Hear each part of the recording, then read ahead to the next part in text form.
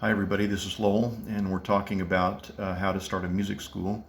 And in this section, I'm going to start a new section, and this is where we're going to get into the meat and potatoes of what I believe for my music school, Dulce School of Music, is what sets us apart and the mindset and the ideology of what makes us unique and distinct. And you can create your own, obviously, as your own business, but I want to deal with the unique way of approaching music education that we offer.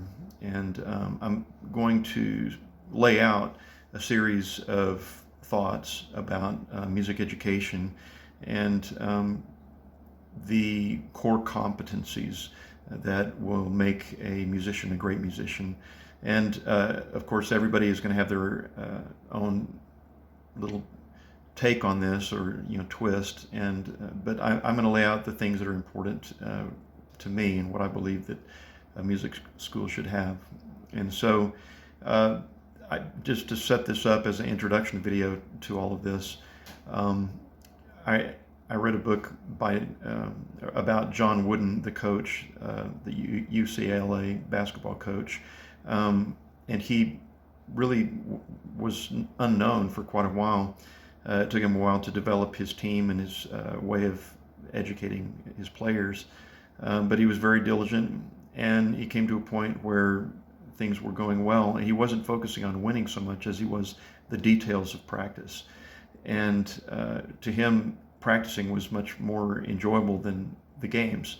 And he would send his players home if they didn't practice with giving their full effort. And he actually came to a point where he thought that it was invaluable.